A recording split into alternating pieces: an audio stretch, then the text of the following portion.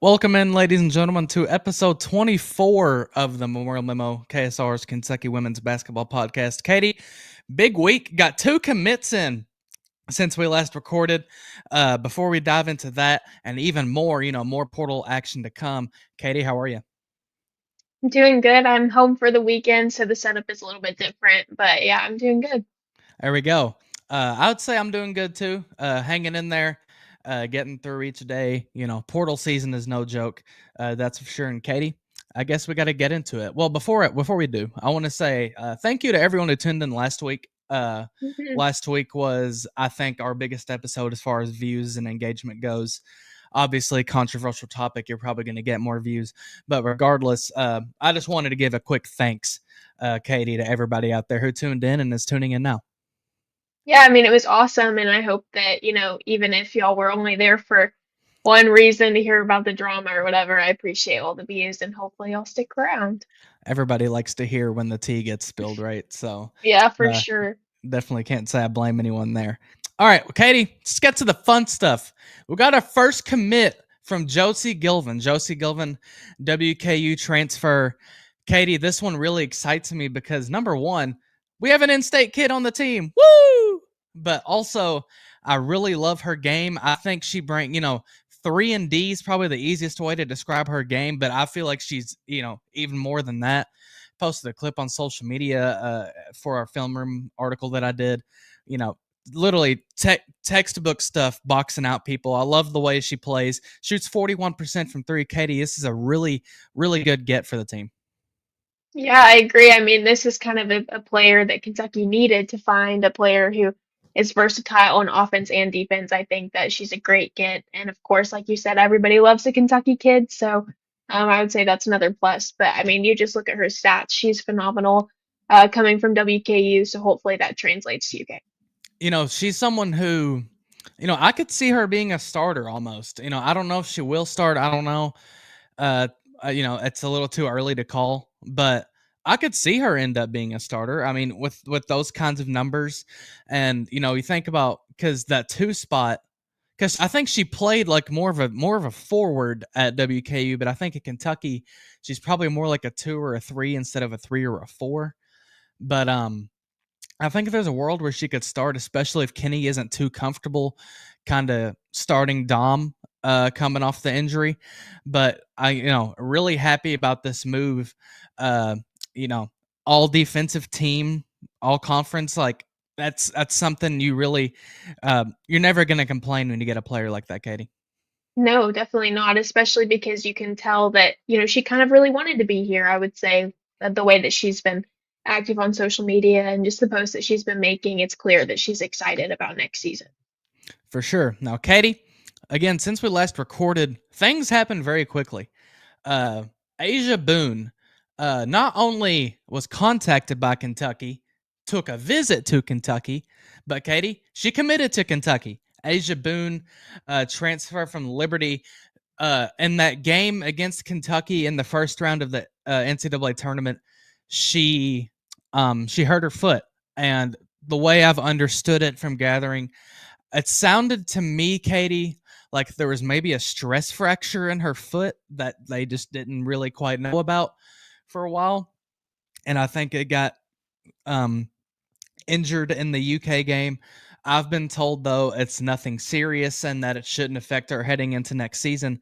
But, Katie, that's a really good depth piece. Was, Conference USA Freshman of the Year, not last year, but the year before. She'll be, she comes in, has 2 years of eligibility remaining. Katie, this is a recruitment that went really quick, but it ended up being a good one, obviously, for Kentucky. Yeah, I mean, the Liberty women's team was very good this past season, and so Asia Boone was a really big part of that. And I think even though she only played like 5 minutes against Kentucky, Yeah. she was very crucial in the rest of the season, scoring in double digits pretty consistently. So she's a very good shooter, and like you said, a very good depth piece that Kentucky kind of needed to complete this roster. She's someone who, I think it's because I think Kentucky will get a point guard. We'll talk about that later.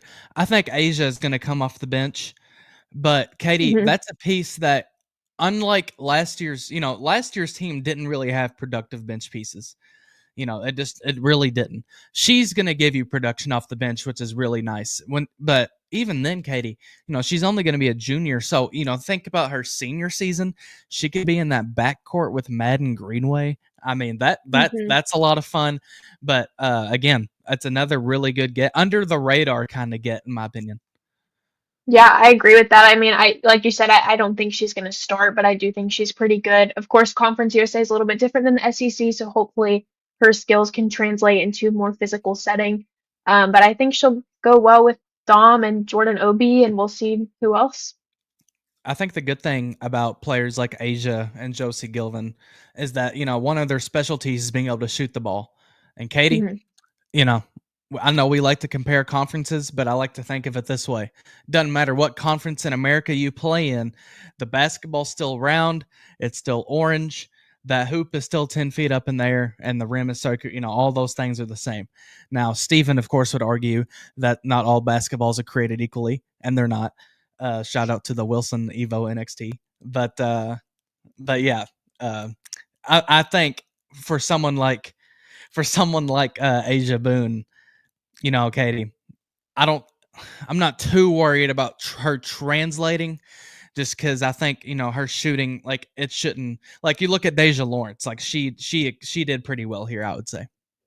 Hmm. Yeah, and I think that Deja did what she needed to do at Kentucky. Not maybe not as consistently as we would have liked to see. So hopefully Asia can kind of come in and fill those shoes and be like the designated 3-point shooter along with Josie Gilvin. Like those two could probably be the two that Kentucky looks to hit the three. For sure. Now, Katie, we've talked about players coming to Kentucky, but there's one in particular that left Kentucky, Sanaya Tyler. um, Left Kentucky, transferred out of Kentucky. She goes back home. She's from Missouri. She commits to Kelly Harper, former Tennessee coach, at down there in Como. How do you like that move, Katie? You think about her sophomore season. 10 points a game. Had a really good sophomore year. Couldn't quite find her groove under Kenny Brooks, but Katie, Sanaya Tyler staying in the SEC, and for her last rodeo, gets to do it for, I think, a pretty good coach and in her home state. Yeah, I mean, I really like this move for her. I think being able to finish out at home is really exciting for her. I'm going to be fully transparent. I don't know much about the Missouri team, but I do know that Kelly Harper is a pretty good coach, and hopefully they can find a true spot for Sanaya where she can produce like she did her sophomore season and kind of get that playing time and be one of the main players again because she is good, but she just didn't really get into the groove this past season, and so hopefully things change for her at Mizzou. Yeah, I think with Sanaya, I mean, there's no ill will at all. Like, Mm-mm. let's go, dude, go have a heck of a senior year. Maybe don't score 50 on Kentucky, but have a great senior year. Go represent your home state. Um, Katie, there's some transfers who Kentucky had their eye on that are no longer on the board. They've already committed elsewhere. First one, we'll talk about Yarden Garzon, Indiana transfer. She committed to Maryland. Really good get from Maryland. But, I don't know. Again, you don't know how. Obviously, you look at her stats. You could probably say Kentucky, maybe they wanted her really bad. I don't know. Like, you think about, again, not all targets are created equally. Like, Kentucky can do an initial reach out for somebody, and then it kind of never really builds up from there. You see this on the men's side a lot too, where we hear, shout out to our guy Jacob, who, gets all this info. Kentucky will reach out to a kid, and then they commit somewhere, and then everyone's like, well, Mark Pope, why didn't we get him? And it's like, well, maybe Kentucky didn't want him that much. It's just they did the Mhm. initial reach out. I don't know how far things got with Garzon. Um, I was given a ballpark of her price tag. I don't know how accurate it is. Uh, Maybe a little bit above what Kentucky was willing to pay for one player. And the thing is, Katie, like with these players, yeah, they're gonna have price tags, but I think in this age in women's basketball, you can almost get someone like a little bit, maybe not quite as good, but definitely more bang for your buck. I guess is a good way to put it. Yeah, I mean, I was about to bring up the money thing where Kentucky only has a limited amount of funds and they have a lot of spots and roles that they need to fill this season. So maybe it wasn't worth it to them to go for Garson more than they did. Yeah, good get for Maryland. She was great at Indiana. I would hate to play against her, but she was very good. It's unfortunate that, Kentucky couldn't pull her out, but we got Asia Boone and Josie Gilvan, and I feel like those two have the potential to be just as good as her, maybe in a year, maybe next season with the development from the great coaching staff at UK. So I don't think it's detrimental to the program at all. Right, and then there's someone who they definitely pushed a little bit more for sure. Cody McMahon committed to Ole Miss. It's disappointing. I think Kentucky really wanted Cody, but a lot of people would say maybe she's not a great culture fit because if and I don't know how many of you all saw it, but and they lost to Tennessee in the NCAA tournament, and she literally like flipped off the she flipped off Tennessee like literal like double birds on national television. I think. People questioned if she'd be a great culture fit. Obviously, super talented. But Katie, she's not at Kentucky, and shout out to Ole Miss, who I don't know what old man is down there with, his money dishing out money to Chris Beard and Lane Kiffin, and now Coach Yo. But hey, uh, good for Ole Miss. They got they got a star. Yeah, I mean, really good get for them. It's unfortunate, but I don't really think the culture fit is really that big of a deal at this point because it is like Kenny Brooks' second year, just trying to build this like team and this culture around Kentucky women's basketball, not necessarily in the team itself. So I think that just being able to get really talented players with a name attached to them is important.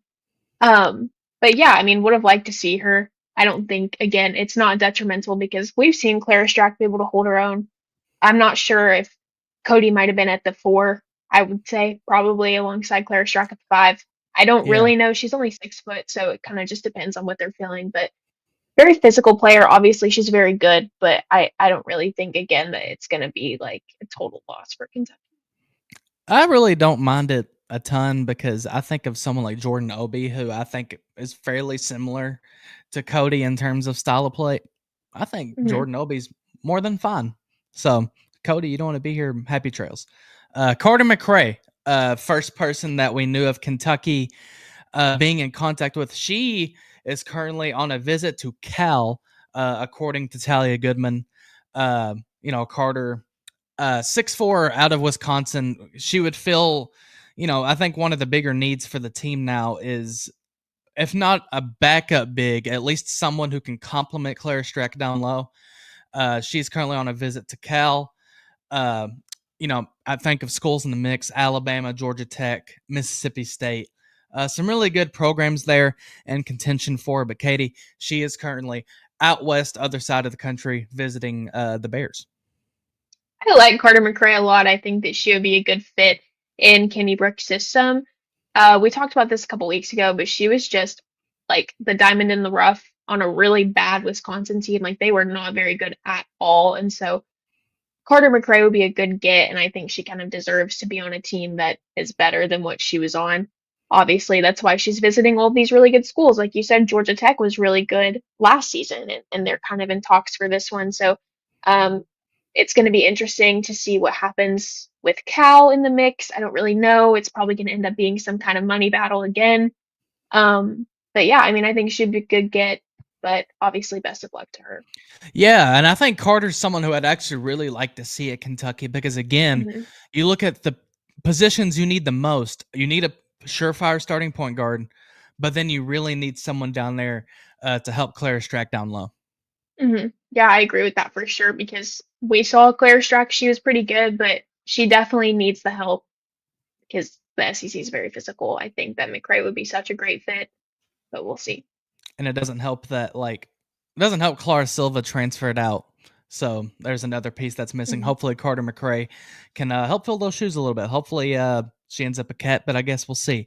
Now, Katie, this is interesting to me because I wasn't too familiar with what it was when I saw it. Georgia Amoore has been selected to Kelsey Plum's dog class. Now, after doing some research, because what in the world is dog class?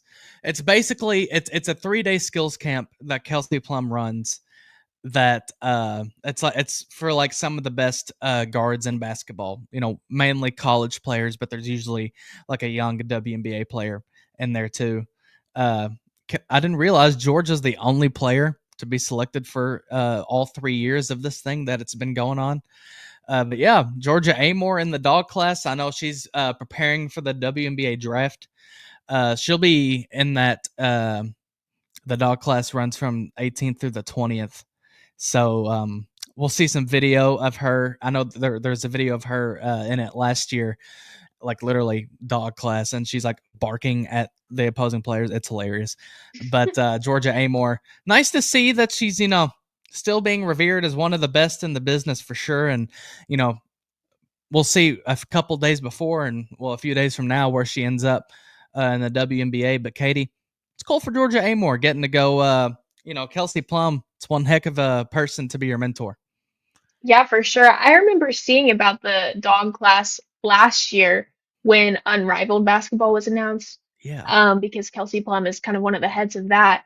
So it's really cool to see that she is investing so much in the future of women's basketball, especially because Unrivaled is kind of one of those ways that a woman playing in the WNBA can avoid going overseas to play. So I think that just being able to be mentored by one of the best in the league is just really awesome. And I hope to see a lot of really cool videos from that. And I think Caitlin Clark did it last year. I think Paige Beckers has done it. So it's just like a really fun little group of people, and I'm excited about it. I'm ready to see some videos from that. I'm excited to see where Georgia Amoore goes in the draft. You know, that it Yeah. wasn't necessarily on our like list of topics for today, but I mean it's happening before the dog class, so I guess it's worth talking about. Like Georgia Amoore, I'm gonna pull up a mock draft here in a second, but I mean she's gonna be fringe first round. You know, maybe a top 10 pick. I hope. As like an honorary Atlanta Dream fan, just because of Ron Howard, I hope she goes there somehow. But it's going to be interesting to see where Georgia Amoore goes. Maybe could go to the Aces and have a reunion with Liz hmm Kitley. I was about to say I've seen most recently that she was at the Aces. Granted, I haven't checked in a couple of weeks, but that's where they had projected her to go. Either way, I mean, I think the dream would be really cool to be with Ryan Howard, but also the Aces kind of need someone. I'm not a huge WNBA fan, to be quite honest, but I think that she would be a good fit on the Aces because they kind of need someone like her to run the offense. I'm really excited to see where she goes. Okay, so ESPN's mock draft has her going at number 9 to the Sparks. Well, actually, I think Kelsey Plum just got traded to the Sparks, so she would actually be playing with Kelsey, which would actually be really neat. You look at some of the other names on this list, and yeah, I think Georgia Amoore seems like she'll be kind of a top 10 pick. Going to the Sparks would be really good because I know Cameron Brink's there. Yeah. Uh, Again, they just got they have Rakia Jackson too, who'd played at Tennessee, and they just got Kelsey Plum in that blockbuster trade. So Sparks would definitely be interesting to watch for Georgia Amoore. It doesn't look like my Atlanta Dream here even have a first round pick. If I'm like looking at this right, They I mean, they what in the traded world? their pick away. I mean, they trade. Oh, that's okay. They traded. Okay, I see. But yeah, how about the Golden? By the way, have you seen the thing with the expansion, the Golden State Valkyries? Have you seen like Yeah. it's neat that they're bringing in and making a new team like that. I think like Steph Curry's gonna be like one of the big pieces for it. Like I don't even know like what his role is, but I think he's like helping with that. I thought that was cool to hmm see. Uh, I like they're thinking about bringing a team to Tennessee and they want to call it the Summit because of Pat Summit, and I thought that was really cool. hmm That you know don't like Tennessee, but I thought that was neat. But yeah, Georgia Amoore, WNBA draft dog class, a lot of exciting stuff happening for her. Now, Katie, this is gonna be a bit of a shorter episode today because I mean, there's only so much to talk about, right? There's only so much you can hit on. Um, with transfer portal season. But we're gonna do a little bit of speculation. All right. This is not normally the territory that we like to go in, but I want to do it. All right. I think Kentucky could possibly have another commitment on the way. I want to introduce you all to a name that has been floated to me, has been floated to other people, namely Talia Goodman, Tony Morgan out of Georgia Tech. Um, Averaged 13 points per game at Georgia Tech. 5.6 assists, 4.5 rebounds. Um, Katie, this is one I'm keeping an eye on. I think this is a commitment that could be in the works. I'm not saying she's a lock to Kentucky. Talia wrote the other day that Kentucky's the front runner for her in an intel piece, so that's obviously great to see. But this is one that I'm definitely looking for, Katie. Yeah, and I Georgia Tech had a really good year this past season, so I'm really excited to see where this goes. I think Tony Morgan is a great name. There's actually a few names on Georgia Tech that I would be okay with getting, but Tony Morgan is definitely one of those that I think is probably the best that you could pick. Hopefully, Kentucky can secure the deal, but when you have a player like this that's coming off a very good season on a really good team, they probably have a lot of schools kind of fighting over them. So hopefully, Kentucky has the money to kind of secure her and get another guard in the mix. Well, here's another thing with her too. Number one, if you bring her in, I think it's pretty safe to say she's your starting point guard to make that bridge to Madden Greenway the next year. But Katie, I was told, I don't know how many schools are in the mix, but I was told Florida State, Ole Miss, and TCU specifically. Now here's the interesting thing about those schools. Florida State landed a player, Sol Williams from Texas A&M. I don't know if she'd be their starting point guard, but Katie is definitely a guard, right? Like they're bringing in someone else. Ole Miss brought in Caitlin Peterson from UCF, who averaged 20 points a game. They have their starting guard. Ole Miss and TCU. Katie, who did they land? Olivia Miles. You ever heard of her? Projected number 2 pick in the draft Maybe. that decided to stay in college. Yeah, she's going to TCU. Think they have their starting point guard. So, with those other schools that were in the mix for Tony Morgan, Katie, I think they kind of already filled their spot, and I don't think that's to say like Kentucky's getting like you know, Kentucky's going to get the leftovers of the transfer portal. Like Tony Morgan's really good. Hmm. It's just that, when you get a 20-point per game scorer and then the projected second pick in the draft to come back to college, like, yeah, I guess you do take those. But yeah, Tony Morgan, like, I think, Malaysia Fulwali just entered the portal. That's an interesting one. But like, besides Malaysia and a couple others, like she may be the best player in the portal left. Definitely like a Hmm. top 5 player in the portal right now. I think it'd be really interesting to see if you can get her. And Katie, I think it, by the time we come back on here next week, could be talking about another commitment. Yeah, and I think the issue that might be happening now is like if you want to get Malaysia full Wiley, you got to throw everything at her. Yeah. All the money that you have to do that. Is it worth it to Kentucky to do something like that and spend all your money on one person? I don't really think so. Right. So I think that Tony Morgan is like the next best thing. I think that she will develop really good. I think she'll fit in the system really well. She's already proved herself at a good school last year. So I hope that this kind of works out for Kentucky, but I guess we'll see.